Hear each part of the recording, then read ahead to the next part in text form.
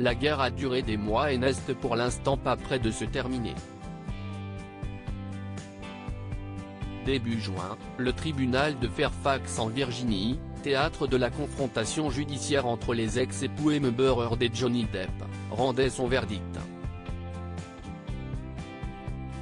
Les deux acteurs étaient chacun condamnés à verser une somme à l'autre pour diffamation.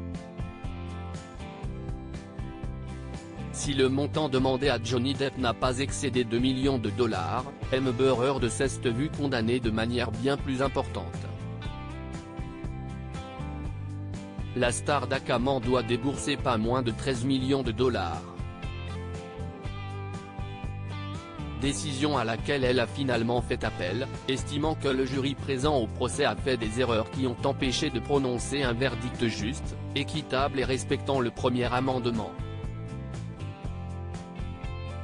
Il n'aurait pas pris en compte tous les éléments nécessaires qu'elle leur avait fournis par le biais de ses avocats. Des documents inédits, 600 pages, dont le Daily Mail dévoile des extraits, mettent en avant les parties des témoignages d'Amber Heard et Johnny Depp que la justice n'a pas pris en compte. On apprend notamment que les avocats de la comédienne avaient rapporté que l'interprète de Jack Sparrow dans Pirates des Caraïbes souffrait de troubles de l'érection. Selon ce que leur cliente leur avait expliqué, ces problèmes étaient à l'origine des crises de colère de nature sexuelle de Johnny Depp.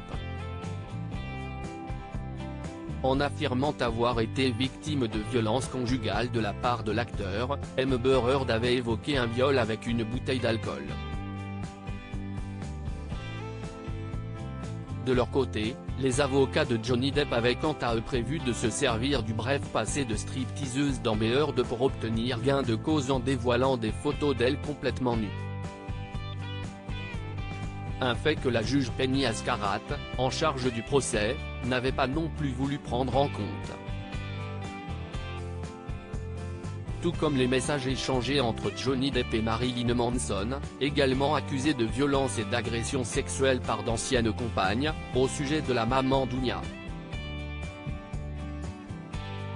2 mois après la fin du procès, Amber Heard a décidé de faire appel de la décision. La bataille judiciaire entre les deux acteurs est donc loin d'être finie.